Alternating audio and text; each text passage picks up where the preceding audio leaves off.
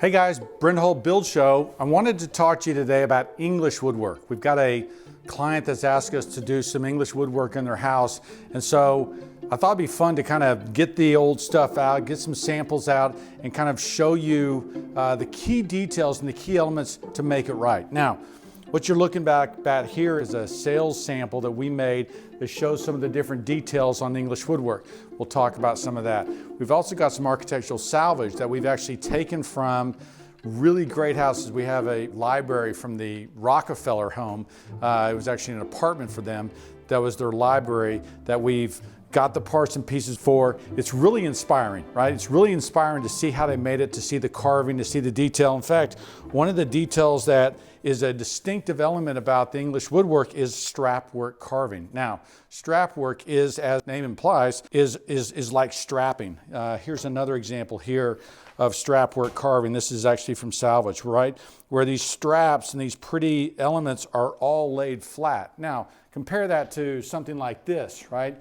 This is not strapwork carving, right? This is a beautiful floral carving, more Italian or French, right? So English carving tends to be really very similar to this. We're really talking about the Tudor and Jacobean era, okay? So think about England and how much it inspires American architecture, okay? Especially Palladian and Georgian and federal architecture, right? A lot of that comes from England. Well, so does this, right? So when is this period? When was this happening? Well, we have these Tudor kings, right? The Tudor dynasty, right? And then you have the Jacobean era, right? So this is all pre-1666. Now what happens in 1666?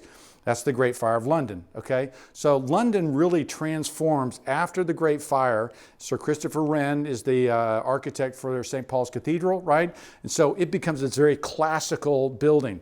English woodwork before then is very much like this, right? And so you see these panels and you see this detail. Most typically it's oak, okay? Most typically it's laid up in panels, and the arrangement of these panels and the sizing of these panels, we've tried to really match. And we go to books like this to really determine whether we get it right. Now, this is a two-part book. It's called Early English Furniture and Woodwork by a guy's name I can't pronounce. And they're really great resources because it's basically showing off English woodwork from that early period, right? It'll show some of these castles and entries and things like that, but it also gets into paneling, okay? And so where we're coming up with our panel ideas are looking at historic books like this to kind of figure out what's right. Now, we did a big job in South Carolina for a guy, and he bought the woodwork out of the Pabst Mansion in Wisconsin. Now, this is actually a jib door. In other words, it was hidden in the panel of the wall. And so what you're seeing here is two different sides of paneling, okay, and two different details that we'll talk about. One is it's paneled out, but notice that the bottom rail is kind of slanted, okay? This side is just paneled out, okay? This side is just has these panels in here. Now, what that detail is where you saw the slant is what's called a mason's miter. Now, a mason's miter is, as the name might imply, learned from masons, where if I was going to carve this panel in stone, okay, I would carve this panel mold detail, and then I would slope the bottom, right? Why would I slope the bottom? Well, we don't want water to get in here. So you have these sloped details that was learned from masons, right? And you actually have to carve this little profiles that comes down into that wood. So it's a really fun, kind of a unique detail that's kind of part of that English tradition, right? So you're seeing the different parts and pieces. You see this arrangement, this lower paneling, which is a little more pretty. You see this upper paneling, which is typical. Sometimes this will run right to the bottom, okay? This kind of classicism like this, where you see these columns and they're interesting, they're fun details, right? This is ionic, okay, because you see the scrolls. Even stair parts like this, we're making to make sure they're authentic. There are other kind of cool features of this whole period which make it kind of fun to watch. One is, this is a English little cottage that we did for my parents, where we have these spandrels. Now, you'll see these typically in fireplaces, right? But that little triangle piece thing is very typical. It's called a spandrel. Sometimes that's carved. The other thing is this arch, okay, that sometimes we'll call it called a Tudor arch. It's also called a 4-center arch, okay? Because what's happened is you have a radius here, and then you have a separate radius, okay? So there's 4 radiuses as this comes together that makes it a 4-centered arch or a Tudor arch. And then lastly, out here we have this beautiful mantle, kind of this over mantle that came from that Rockefeller thing. You would have had a stone mantle in here. So that's just pretty typical if you look at the historic photos, is that you'd have a stone fireplace here and then the woods would surround it.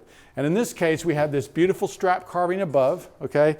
We also have the strap carving in these panels here. And this is pretty typical to have this shape in this mantle shelf where it comes out and that's all carved. So this beautiful mantle and over mantle. And this kind of arrangement here is an arrangement we'll sometimes put in a door, lower panel of a door. It's a really pretty kind of English detail. You saw it on that lower panel of our sample in there.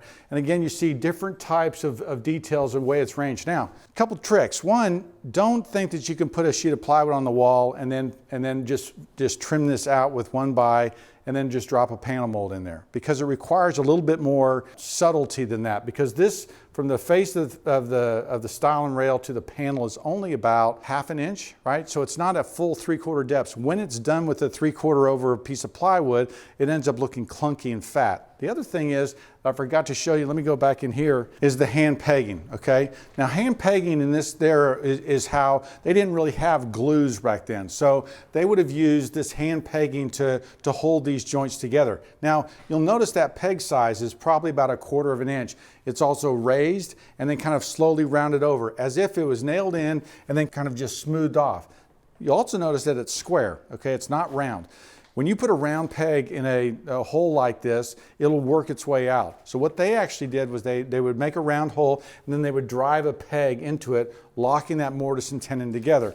On this jib door, you'll see the same kind of detail. Also notice that they're not right on top of each other, right? They're not in a center line. They're really that kind of a handmade, hand-detailed element that's really beautiful to look at. When we're doing the English woodwork, there's also, because we're pre-Great Fire of London, right? 1666, and really the classical era starts in London after that time period. It tends to be a very rural time period, okay? However, if you think about when the Renaissance happens and when the architecture is rediscovered, it arrives in England through books and through travels and things like that. So you end up with kind of a funny classicism. That's why this column and this one with the strap carving, it was almost like they saw classical ideas and adapted them to make them work with their system of building. There's kind of a rogue classicism, if you want to call it that, where they're using classical ideas, but they're not really canonical, they're not really pure. And then you got to make sure you get the wood right. So 1/4 sawn white oak is typically what we're using where we're seeing this stuff. We've also done this kind of panel wall in antique oak. It looks beautiful. So the secret of getting English millwork right is copying the historic details. I encourage you to go back and look through these historic books. Another great book is this English Historic Carpentry. Another great book that dives down into some of the great woodworking details. In fact, we made this beautiful plank door that we learned from this book where they actually inlet a dovetailed batten, right? And so it was going to hold the door together. It was a beautifully designed, beautifully styled door that we learned from the past. I'm all about that. It's already been invented. There's no reason for me to reinvent it. Proportion of the moldings, proportion of the panels, right? The right wood, some of this paneling detail, geeking out to some of that, hand pegging, strapwork carving. Get those details right in all your openings. Do the Tudor arch or that 4-center arch. If you get all these details right, you'll have a great architectural interior, great English interior. I'm Brent. Thanks for watching.